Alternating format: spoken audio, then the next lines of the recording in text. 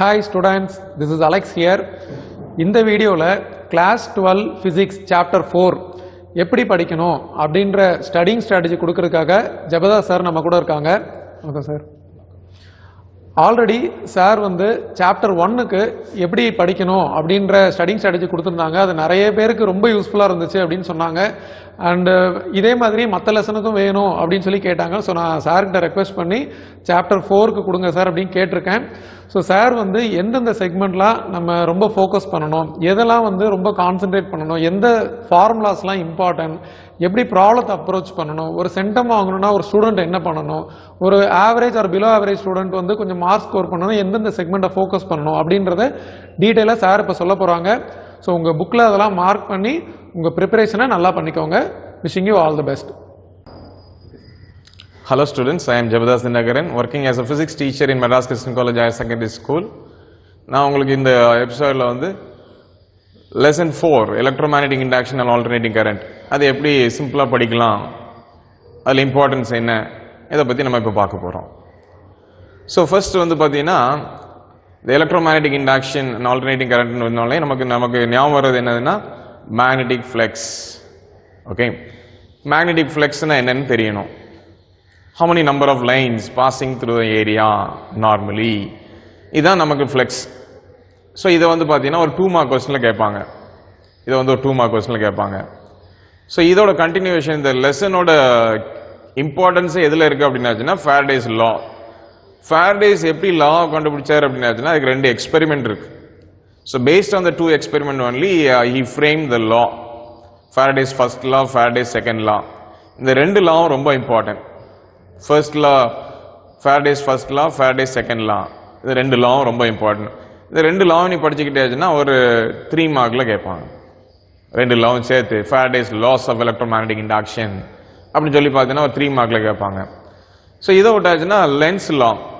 So இந்த Faraday's first law நான் சொல்லும் போதில் வந்து பார்த்தீங்கன்னா எப்படி ஃப்ளெக்ஸை கிரியேட் பண்ணுறோன்னு பார்க்குறோம். செகண்ட் லா என்ன சொல்கிறோம், how to measure the magnitude of flux. Okay, epsilon is equal to minus d phi by dt. இந்த மைனஸ் எங்கேருந்து வந்துச்சு அப்படின்னு பார்க்கறதுக்கு வந்து தான் Lenz law. Okay, Lenz law gives the sign, what is the defines the sign, what the direction, it will opposes the direction of the motion of the cause for it, EMF. So இதோட direction வந்து opposite டைரக்ஷனில் இருக்கிறவங்களுக்கு தான் அந்த negative sign minus e epsilon is equal to minus d phi by dt. Minus போடுறதே காரணமே வந்து it's a consequence of Lenz's law. Lenz's லாவோட பேஸ் பண்ணி தான் இந்த மைனஸ் சைனே இருக்கு. ஸோ ஸ்டேட் லென்ஸ் லா மட்டுமே ஒரு 2 மார்க்கில் கேட்கலாம். ஸ்டேட் லென்ஸ் லாவே 2 மார்க் கேட்கலாம். அதே மாதிரி பார்த்தீங்கன்னா Fleming's right hand rule. Fleming's right hand rule very important rule. Okay, so இதில் வந்து பார்த்தீங்கன்னா 4 ஃபிங்கர், மிடில் ஃபிங்கர், தம் மியூச்சுவலி பர்பெண்டிகுலர், ஒன்று பர்பெண்டிகுலராக இருக்கு. ஸோ 90 டிகிரி 4 ஃபிங்கருக்கும் மிடில் ஃபிங்கருக்கும் இடையில வந்து 90 டிகிரி, 4 ஃபிங்கருக்கும் தம்புக்கு இடையில 90 degree. So for all the 3 fingers in between the angle is 90 degree. That's what mutually perpendicular to each other. So இப்போ என்ன நடக்கும், so your index finger or forefinger will point gives the direction of magnetic field. அதே மாதிரி பார்த்தீங்கன்னா your thumb will shows the direction of motion of the conductor.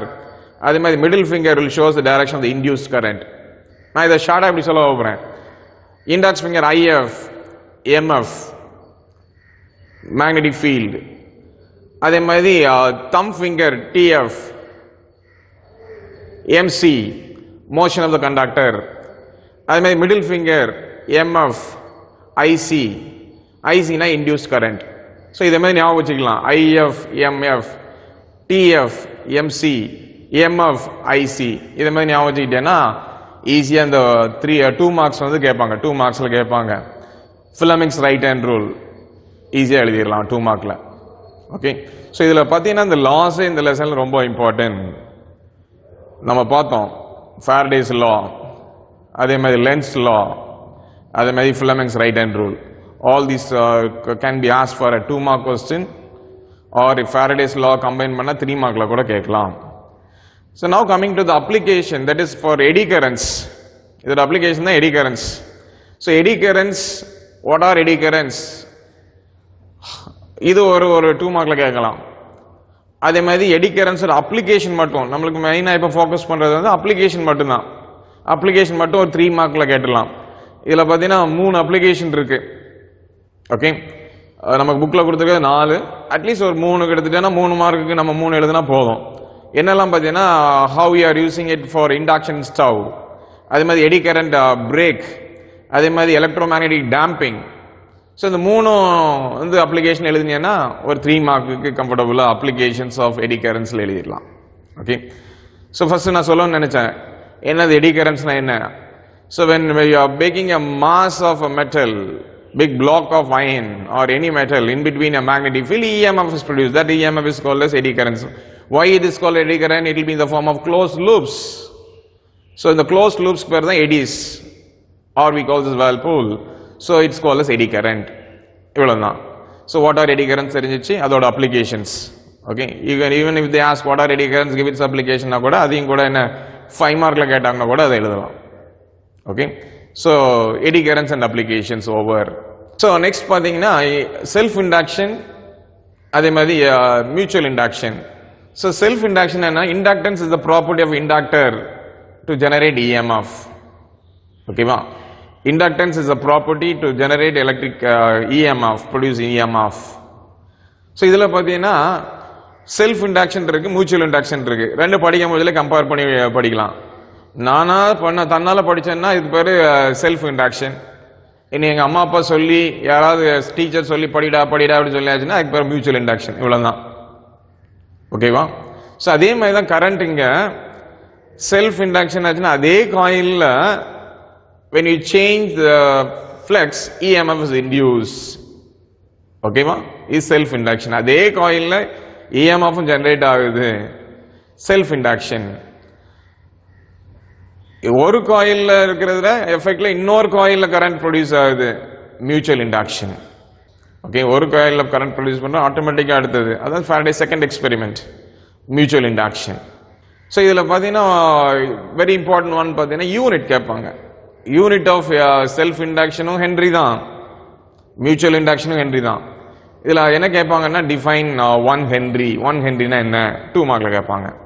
ஓகேவா, so 2 மார்க்ஸ்ல வந்து இதுல எதை சார் எழுதுறது, செல்ஃப் இண்டக்ஷனுக்குள்ள யூனிட் எழுதவா, மியூச்சுவல் இண்டக்ஷன்னா they will ask you to define the unit of self inductance. அப்போ செல்ஃப் இண்டக்டன்ஸ்ல 1 ஹென்ரி எழுதணும். define the unit of mutual inductanceனா மியூச்சுவல் இண்டக்டன்ஸ்ல 1 ஹென்ரி எழுதணும். அவ்வளவுதான். ரைட், ஸோ நெக்ஸ்ட் பாத்தீங்கன்னாச்சுன்னா எனர்ஜி ஸ்டோர்ட் இந்த இண்டக்டர் இருக்கு. இதுல எனர்ஜி ஸ்டோர்ட் இந்த இண்டக்டர், இது ஒரு இம்பார்ட்டன்ட் 3 மார்க் கொஸ்டின் எடுத்துக்கலாம். ஸோ நெக்ஸ்ட் பாத்தீங்கன்னா என்ன கொஸ்டின் அப்படின்னா mutual induction between 2 long coaxial solenoid.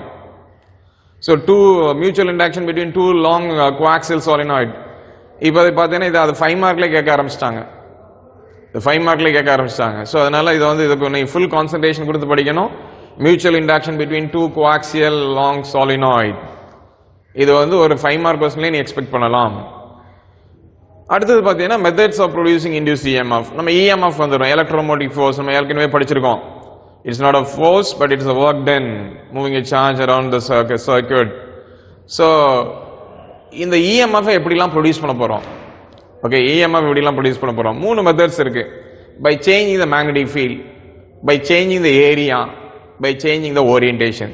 So 3 method. First வந்து பார்த்தீங்கன்னா மேக்னெட்டிக் ஃபீல்ட். மேக்னெட்டிக் ஃபீல்டை சேஞ்ச் பண்ணியாச்சுன்னா 2 மார்க்ல கேட்பாங்க. அது ஒரு சின்ன டெஃபினிஷன் தான் இருக்கு. ரெண்டாவது பார்த்தீங்கன்னா area, by changing the area how you are producing the induced EMF. இது வந்து ஒரு 3 மார்க் கொஸ்டின், ரொம்ப இம்பார்ட்டன்ட் கொஸ்டின். ஓகே, மோஷனல் EMFன்னு சொல்லுவோம். So how will you generate an EMF or induce EMF by changing the area of the coil. இது ஒரு 3 mark question. So இதுக்கு ஒரு நல்ல இம்பார்ட்டன்ஸ் கொடுத்து படிச்சுக்கலாம். அதே மாதிரி ஓரியன்டேஷனும் இது ஒரு இம்பார்ட்டன்ட் 5 மார்க் கொஸ்டின். நம்ம புக் பேக்லேயே இருக்கு. கொஸ்டின் நம்பர் 13ல பார்த்தீங்கன்னா show mathematically rotating the coil in magnetic field over a rotation induces an alternating EMF of 1 cycle. So you have to give the diagram, you have to draw the graph, again you have to put the epsilon value and you have to say where it varies with respect to omega t. எப்படி epsilon vary ஆகுது அப்படிங்கறது வந்து கிராஃப்லயும் ஈக்குவேஷன்ஸ்லயும் காட்டணும். ஓகேவா? So for that we will be given 5 marks. இது ரொம்ப important question. இதையும் விட்டுறாத, இது ரொம்ப இம்பார்ட்டன்ட், இதுவும் நமக்கு வேண்டியது. ஸோ இது வந்து ரொம்ப இம்பார்ட்டன்ட் கொஸ்டின், மறந்துடாத. ஓகேவா? அடுத்தது போட்டிங்கன்னா நம்மளுடைய ஈஸியான டாபிக் வந்துடுது. AC generator. ஜெனரேட்டர்னா என்ன, or what is an alternator? So generator எதுக்கு யூஸ் பண்ணுறோன்னா மெக்கானிக்கல் எனர்ஜி எலக்ட்ரிக்கல் எனர்ஜியாக கன்வெர்ட் பண்ணுறதுக்கு. ஓகே, இதில் 2 டைப் ஆஃப் ஜெனரேட்டர் படிக்க போகிறோம். AC generator, single phase, 3 phase AC. ஓகேவா? ஸோ சிங்கிள் ஃபேஸை ஃபஸ்ட்டு நல்லா படிச்சுக்கோ. Single phase. சிங்கிள் ஃபேஸ்லையுமே படிக்கும்போதுல வந்து பார்த்தீங்கன்னா ஃபர்ஸ்ட் கன்ஸ்ட்ரக்ஷன் டீடைல் நல்லா படிச்சுக்கோ. Construction of an AC generator, இது ஒரு 5 மார்க். நம்ம புக் பேக்கில் இருக்கிற 14th கொஸ்டின் பார்த்தீங்கன்னா இது ஒரு லாங் ஆன்சரில் இருக்கு. 14th question construction details of an AC generator, இது வந்து ஒரு 5 மார்க் கொஸ்டின்ல இருக்கு. அது ரொம்ப இம்பார்ட்டன்ட். ஓகேவா? ஸோ உனக்கு கன்ஸ்ட்ரக்ஷன் தெரியும் போதுல அப்போ ஸ்டாட்டார்னா என்ன, ரோட்டார்னா என்ன, கார்பன் பிரஷஸ்னா என்ன, ஸ்லிப் ரிங்ஸ்னா என்னன்னு தெரிஞ்சிடும். ஸோ இதை வச்சுட்டு நம்ம வந்து சிங்கிள் ஃபேஸ் ஏசி ஜெனரேட்டர் எப்படி ஒர்க் பண்ணுதுன்னு பார்க்க போகிறோம். அதான் working of single phase AC generator. இது ஒரு லாங் ஆன்சர். இது நம்ம புக் பேக்கில் இருக்கு. கொஸ்டின் நம்பர் லாங் ஆன்சரில் 15th கொஸ்டின் பார்த்தீங்கன்னா your working of a single phase AC generator இருக்கு. ஓகே, இதுவும் 5 மார்க் கொஸ்டின்ல இம்பார்ட்டன்ட். ஸோ அதை விட்டாச்சுன்னா இன்னொரு 5 மார்க் இருக்கு. அதில் என்ன அப்படின்னாச்சுன்னா 3 ஃபேஸ் ஏசி ஜெனரேட்டர். இதுவும் புக் பேக் கொஸ்டின் தான். கொஸ்டின் நம்பர் லாங் ஆன்சர்ல கொஸ்டின் நம்பர் 16 பார்த்தீங்கன்னா 3 ஃபேஸ் ஏசி ஜெனரேட்டர். இது ஒரு 5 மார்க் கொஸ்டின் தான். சார் எது சார் இதுல இம்பார்ட்டன்ட் அப்படின்னாச்சுன்னா இதுல எல்லாருக்குமே இதுல ஒரு டவுட் உண்டு. சார் நீங்க எல்லாத்தையுமே இம்பார்ட்டன்ட் சொன்னீங்கன்னா எல்லாத்தையுமே படிச்சாச்சுன்னா டைம் இல்லையே சார், அதனா எங்களுக்கு என்னால் அவ்வளோ படிக்க முடியாது சார் அப்படின்னீங்கன்னா ஃபர்ஸ்ட் வந்து ஏசி ஜெனரேட்டர் படிச்சுக்கோ. சிங்கிள் ஃபேஸ் ஏசி ஜெனரேட்டர் படிச்சுக்கோ. ஓகேவா? ஆனால் அது தெரியணும் அப்படின்னாச்சுன்னா அதோட கன்ஸ்ட்ரக்ஷன் படிச்சாதான் உனக்கு இதை படிக்கிறது ஈஸி. ஸோ கன்ஸ்ட்ரக்ஷனையும் படிச்சுக்கோ. ஃபர்ஸ்ட் ரவுண்ட் படிக்கும் போதுல construction of an AC generator, அடுத்தாப்புல working of a single phase AC generator படிச்சிருக்கோம். நீ இதை சிங்கிள் ஃபேஸை படிச்சுட்டீங்கன்னா 3 ஃபேஸ் ரொம்ப ஈஸி. ஸோ ஃபர்ஸ்ட் ரவுண்ட் படிக்கும் போதுல அதை படி, சிங்கிள் ஃபேஸ் ஏசி ஜெனரேட்டர் படி. அடுத்தாப்புல வரும்போதுல 3 ஃபேஸை படிச்சு பாரு, ஈஸியாக இருக்கும். ஸோ எல்லாத்தையும் கவர் பண்ணாம வச்சு 3 கொஸ்டின் 3 5 மார்க் இருக்கு இந்த ஏசி ஜெனரேட்டர்ல மட்டும். இதில் 3ல எது ஒன்று கேட்டால் கூட நீ வந்து ஷுவராக எழுதிடலாம். ஸோ ஃபைனல் எக்ஸாம் போக முன்னாடி all the 3 questions you have to be thorough. சரியா? ரைட். அடுத்தது பார்த்தீங்கன்னா இதில் அட்வான்டேஜஸ் ஆஃப் ஸ்டேஷனரி ஆர்மச்சூர்ஸ், இது ஒரு 3 மார்க் கொஸ்டின்ல இருக்கு. அட்வான்டேஜஸ் ஆஃப் ஸ்டேஷனரி ஆர்மச்சூர், இது ஒரு 3 மார்க் கொஸ்டின். ஸோ இந்த ஏசி ஜெனரேட்டர் மட்டுமே பார்த்தீங்கன்னாலே ஒரு 2 மார்க் கொஸ்டின் இருக்கு. அதில் என்ன கேட்பாங்க 2 மார்க்ஸ்னா பிரின்சிபல் ஆஃப் ஏசி ஜெனரேட்டர் கேட்பாங்க. இது ஒரு 2 மார்க் கொஸ்டின். அதே மாதிரி ஒரு 3 மார்க் கொஸ்டின் சொன்னேன், அட்வான்டேஜஸ் ஆஃப் ஸ்டேஷனரி ஆர்மச்சூர், இது ஒரு 3 மார்க் கொஸ்டின். அதே மாதிரி பார்த்தீங்கன்னா construction details of an AC generator, working of a single phase AC generator, அதே மாதிரி 3 phase AC generator, 3 5 mark question இருக்கு. ஓகே, ஸோ ஒரு 2 மார்க், ஒரு 3 மார்க், 3 5 மார்க் இருக்கிற valuable part of this lesson AC generator. Next பார்த்தீங்கன்னா transformer. இதுவும் நம்ம AC generator அளவுக்கு ஈக்குவலாக இம்பார்ட்டன்ஸ் உள்ளது தான். அதே மாதிரி இன்னும் சொல்ல போனால் நான் ஈஸியானு சொல்லுவேன். ஏற்கனவே நம்ம படிச்சிருப்போம் டிரான்ஸ்ஃபார்மர் பற்றி லோவர் கிளாஸ்லேயே படிச்சிருப்போம். So types of the transformer பார்த்தீங்கன்னா step up transformer, step down transformer. ஓகேவா? லோ வோல்டேஜ் ஹை வோல்டேஜாக மாற்றியாச்சுன்னா step up, high voltage low வோல்டேஜாக மாற்றியாச்சுன்னா step down transformer. Two types of transformer. இந்த டிரான்ஸ்ஃபார்மரோட கன்ஸ்ட்ரக்ஷன் ஒர்க்கிங் பார்த்தீங்கன்னா 5 மார்க், பிரின்சிபல் கன்ஸ்ட்ரக்ஷன் ஒர்க்கிங். நான் என்ன சொல்லுவேன்னா இன்னும் எஃபிஷியன்சி வரைக்கும் எழுதிரு. Output power by that of input power efficiency eta is equal to. So அது வரைக்கும் எஃபிஷியன்சி வரைக்கும் எழுதணும். Construction working, sorry principle construction working as well as your efficiency, ஒரு 5 மார்க் கொஸ்டின், ஒரு 5 மார்க் கொஸ்டின். அதே மாதிரி இதுல எனர்ஜி லாசஸ் ஆஃப் டிரான்ஸ்ஃபார்மர் இருக்கு. What are the energy losses of transformer? Iron loss, copper loss, flux leakage. So 3 loss இருக்கு. இந்த 3 lossம் very important. Energy losses in transformer ஒரு 3 questions 3 mark questionல நீ expect பண்ணலாம். Energy loss in transformer வந்து 3 mark questionல நீ expect பண்ணலாம். அதே மாதிரி பார்த்தீங்கன்னா advantages of AC in long distance power transmission. இது ஒரு 5 மார்க் கொஸ்டின் தான். இது புக் பேக் கொஸ்டின் தான். லாங் ஆன்சரில் 19th கொஸ்டினில் இருக்குது. ஸோ எப்படி லாங் டிஸ்டன்ஸ் பவர் டிரான்ஸ்மிஷன் பண்ணுறோம், அதில் என்ன அட்வான்டேஜஸ் ஆஃப் ஏசியை வச்சு பண்ணுறதுனால என்ன அட்வான்டேஜஸ் இருக்குது. ஸோ பவர் ஸ்டேஷனில் பார்த்தீங்கன்னா ஒரு ஸ்டெப் அப் டிரான்ஸ்ஃபார்மர் வச்சுருப்போம். இங்கே நம்ம லோக்கல் இபியில் வந்து ஒரு ஸ்டெப் டவுன் டிரான்ஸ்ஃபார்மர். ஓகேவா? ஸோ இதை வச்சு பண்ணுறது தான் லாங் டிஸ்டன்ஸ் பவர் டிரான்ஸ்மிஷன். இதை வந்து பார்த்தீங்கன்னா ஒரு 5 மார்க்கில் கேட்பாங்க. So next part of the lesson வந்து பார்த்தீங்கன்னா ஆல்டர்னேட்டிங் கரண்ட். ஆல்டர்னேட்டிங் கரண்ட் நம்ம ஏசி ஜெனரேட்டரில் படித்தோம். Epsilon is equal epsilon m sine omega t. So அதே மாதிரி இங்கேயும் அப்படி தான், I is equal I m sine omega t. Okay, I m sine omega t. So இங்கே வந்து ஒரு 2 மார்க்கில் கேட்கலாம். என்ன 2 மார்க்கில் கேட்கலாம்? Mean value of AC, define mean value of AC, define RMS value of AC, root mean square value of AC, அதான் RMS value of AC. இது ரெண்டுமே 2 மார்க்கில் கேட்க வேண்டிய கொஸ்டின்ஸ். அதே மாதிரி பார்த்தீங்கன்னா ஏசி சர்க்யூட் கண்டெய்னிங் ஒன்லி அ ரெசிஸ்டர். இங்கேயே 3 சர்க்யூட் இருக்கு, இண்டக்டர், ரெசிஸ்டர், கெபாசிட்டர்ஸ். ஃபர்ஸ்ட் வந்து ரெசிஸ்டர் மட்டும் ஏசி சர்க்யூட்ல கனெக்ட் பண்றோம், இது வந்து ஒரு 3 மார்க் கொஸ்டின். அடுத்தது இண்டக்டர் மட்டும் கனெக்ட் பண்றோம் ஏசி ஜெனரேட்டர்ல, அது வந்து ஒரு 5 மார்க் கொஸ்டின். கெபாசிட்டர் மட்டும் ஒரு ஏசியில் கனெக்ட் பண்றோம் ஏசி சர்க்யூட்ல, அதுவும் ஒரு 5 மார்க் கொஸ்டின் தான். ஆனால் அது புக் பேக்ல இல்லை. இண்டக்டரும் ரெசிஸ்டரும் இருக்கு. இதை காட்டிலும் இம்பார்ட்டன்ட் என்னன்னா, 3ஐயும் சேர்த்து inductor, capacitor, resistance all R connected இன் சீரீஸ் இன் ஏசி சர்க்யூட். அதுதான் நம்ம ஆர்எல்சின்னு சொல்லுவோம். இது ஒரு இம்பார்ட்டன்ட் 5 மார்க் கொஸ்டின். இது ஒரு இம்பார்ட்டன்ட் 5 மார்க் கொஸ்டின். ஓகேவா? ஸோ இந்த கொஸ்டினை விட்டுறக்கூடாது. What happens in a circuit containing resistance, inductor and capacitance connected in AC circuit? You are asked to find out what will be the impedance, net phase angle. Okay, இது எல்லாமே கண்டுபிடிச்சதுன்னா உனக்கு வந்து ஒரு 5 marks. 5 மார்க்ல important question RLC. Right, இது RLC படிக்கும் போதுல இது கூட வந்து நமக்கு இதோட கண்டினியூஷன் தான் Q ஃபேக்டர், குவாலிட்டி ஃபேக்டர். இது ஒரு important 2 mark question. Okay, so Q factor மறந்துடாத, இது ஒரு 2 மார்க் கொஸ்டின்ல கேட்பாங்க. Define quality factor or what is my quality ஃபேக்டர்னு கேட்பாங்க. இது ஒரு 2 மார்க் கொஸ்டின்ல கேட்பாங்க. So you can write the quality factor. அடுத்தப்பல பார்த்தீங்கன்னா power in AC circuit. Power in AC circuit இதில் பார்த்தீங்கன்னா நமக்கு வந்து வாட்லெஸ் கரண்ட், நோ வாட்ஸ் பல்புன்னு சொல்லுவோம். அது பவரே கன்சியூம் பண்ணான்னா இதுக்கு பேர் தான் வாட்லெஸ் கரண்ட். இது ஒரு 2 மார்க். அதே மாதிரி power factor, define power factor. நம்ம cos phi, cosine of the phase angle phi, அதுதான் பவர் ஃபேக்டர். இது ஒரு 2 மார்க்ஸ் கொஸ்டின்ல கேட்கலாம். அதே மாதிரி advantages of AC over DC, இது ஒரு 3 மார்க் கொஸ்டின். இதில் நம்ம புக்லேயே நமக்கு நீட்டாக கொடுத்துருக்காங்க. வாட் ஆர் த அட்வான்டேஜஸ்ன்னு பாயிண்டாக கொடுத்துருக்காங்க. So advantage of AC over DC படிச்சுக்கிட்டேன்னா அது ஒரு 3 மார்க் கொஸ்டின்.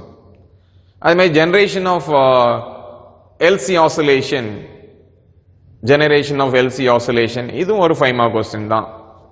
அதே மாதிரி last part of the lesson போயிட்டே இருக்கும்போது இதில் வந்து prove that total energy is conserve during LC oscillation. LC oscillation அப்போ அதில் 3 கேஸ் இருக்கு. எல்லா ஸ்டேஜ்லையும் பார்த்தாச்சுன்னா total energy is conserved. U is equal to Q square by 2C, U is equal to Q square by 2C அப்படின்னு சொல்லிட்டு எல்லா கேஸ்லையுமே total energy is same. So I say that the energy is conserved. அதுதான் இங்கே prove பண்ண சொல்லியிருக்காங்க. Prove that the total energy is conserved during your LC oscillation. இதில் இந்த 3 கேஸையுமே நீ எக்ஸ்பிளைன் பண்ணி காட்டணும். அதில் எல்லா எனர்ஜியுமே சேம்ங்கிறத வந்து யூ ஹேவ் டு டெல். லாஸ்ட்டாக ஒரு கொஸ்டின் இருக்கு. இது ரொம்ப ஈஸியான கொஸ்டின் பட் இம்பார்ட்டன்ட் கொஸ்டின் கூட. Compare electromagnetic oscillation of LC circuit with mechanical oscillation. Electromagnetic ஆசிலேஷனையும் மெக்கானிக்கல் ஆசிலேஷனையும் கம்பேர் பண்ற கொஸ்டின் தான் இந்த கொஸ்டின். ஓகே, ஸோ இதுவும் ஒரு 5 மார்க் கொஸ்டின்ல கேட்கறதுக்கு சான்சஸ் இருக்கு. ஓகேவா? ஸோ இதுதான் இந்த ஒரு லெசன் ஃபுல்லாக, 4th லெசன் ஃபுல்லாக வந்து பார்த்தீங்கன்னா இருக்கிற இம்பார்ட்டன்ட் கொஸ்டின் சொல்லியிருக்கேன். சார் நீங்கள் எல்லாத்தையுமே சொல்லிட்டீங்க சார், இதில் எதை சார் விடுறது, எதை சார் படிக்கிறேன்னு எனக்கு முதல்ல தெரில sir. If you are a brilliant student you have to study everything. உனக்கு வந்து நிறைய மார்க்ஸ் நான் ஸ்கோர் பண்ணணும் சார், நான் சென்டம் எடுக்கணும் சார் ஃபிசிக்ஸில் அப்படின்னாச்சுன்னா நீ எதையுமே விடக்கூடாது, எல்லாத்தையும் படிக்கணும். சப்போஸ் சார் நான் ஆவரேஜ் ஸ்டூடெண்ட் தான் சார், எனக்கு வந்து இம்பார்ட்டன்ஸ் சொன்னீங்கன்னா நான் படிச்சிருவேன் சார் அப்படின்னு ஆச்சுன்னா நான் சொல்லுவேன் நீ ஓரியன்டேஷனை ஃபஸ்ட்டு படிச்சுக்கோ 5 மார்க்கில். அதே மாதிரி ஏசி ஜென்ரேட்டர் சிங்கிள் ஃபேஸை படிச்சுக்கோ, டிரான்ஸ்ஃபார்மர் படிச்சுக்கோ, ஆர்எல்சியை படிச்சுக்கோ. அதே மாதிரி total energy is conserve during an LC oscillation, compare electromagnetic oscillation of LC circuit with that of mechanical oscillation. இந்த டிஃபரன்ஸை படிச்சுக்கோ. இது நீ முடிச்சுக்கலாம் ஃபர்ஸ்ட் ரவுண்ட். இன்னும் நீ சார் நான் below average student sir pass பண்ணுறதுக்கே பிரச்சனையாக இருக்குது சார், நீங்கள் என்ன சார் இவ்வளோத்தையும் படிக்க சொன்னீங்கன்னா நான் எப்படி சார் படிக்க முடியும், எனக்கு ஏதாவது ஒரு 4 கொஸ்டின் சொல்லுங்கள் சார் போதும் சார் அப்படின்னு ஆச்சுன்னா நான் சொல்லுவேன் நீ EMF induced by changing the orientation அதை படிச்சுக்கோ. 2வது கொஸ்டின் பார்த்தீங்கன்னா ஆச்சுன்னா ஏசி ஜென்ரேட்டர் சிங்கிள் ஃபேஸ் படிச்சுக்கோ. 3வது கொஸ்டின் பார்த்தீங்கன்னா டிரான்ஸ்ஃபார்மர் படிச்சுக்கோ, construction working principle construction working அப்போ டிரான்ஸ்ஃபார்மர். 4வது கொஸ்டின் பார்த்தீங்கன்னா ஆர்எல்சி. இந்த 4 கொஸ்டின் ரொம்ப இம்பார்ட்டன்ட். ஆவரேஜ் ஸ்டூடெண்டாக இருந்தாலும் சரி தான், நீ பிலோ ஆவரேஜாக இருந்தாலும் சரி தான், அபோவ் ஆவரேஜாக இருந்தாலும் 4 கண்டிப்பாக தெரியணும். ஃபர்ஸ்ட் ரவுண்ட் 4 கொஸ்டின் படிச்சுக்கோ. அதுக்கப்புறம் ஆட் பண்ணு கொஸ்டின்ஸ் எல்லாம். LC oscillation, total energy is conserve, compare electromagnetic oscillation with that of mechanical oscillation படிச்சுக்கோ. அதுமாதிரி AC connected to an inductor படிச்சுக்கோ. ஓகே, 3 ஃபேஸ் படிச்சுக்கோ. Construction parts details of an AC generator படிச்சுக்கோ. So அதே மாதிரி two coaxial cylinder mutual induction of a long solenoid படிச்சுக்கோ.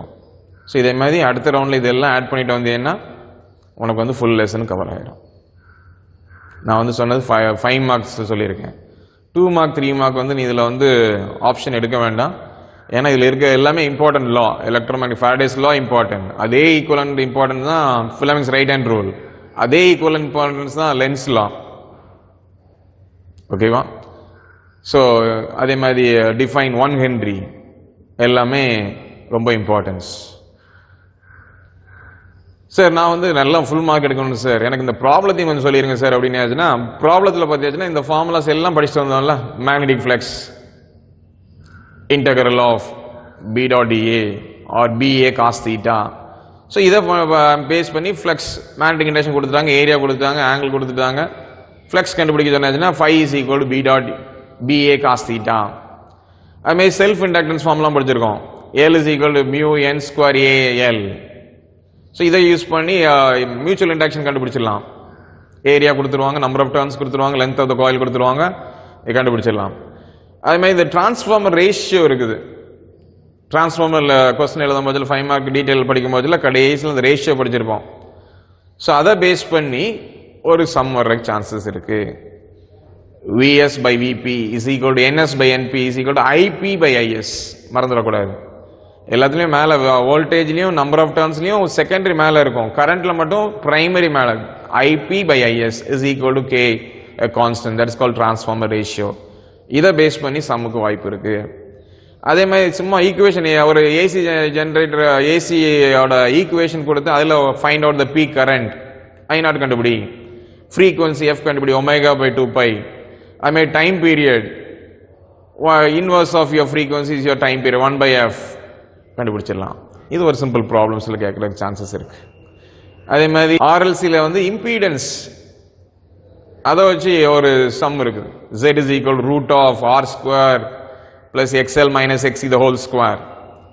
So அதை base பண்ணி இம்பீடன்ஸ் கண்டுபிடிக்க சொல்லுவாங்க ஆர்எல்சியில், அது ஒரு சம் வரலாம். அதுமாதிரி phase angle phi XL minus XC by R. So இதில் இருந்து phi கண்டுபிடிச்சிடலாம். Phase angle phi tan inverse of XL minus XC by R. So இதில் படித்தீங்கன்னா நீ இதில் பார்த்தீங்கன்னா இதில் நம்ம படித்த 5 மார்க் கொஸ்டினோட ஃபார்முலாஸையும் 2 மார்க் கொஸ்டின்ஸோட ஃபார்முலையும் அப்ளை பண்ணாலே நம்ம ப்ராப்ளம்ஸும் இதில் கொஞ்சம் போட்டுடலாம். ஓகேவா? All the best, two well.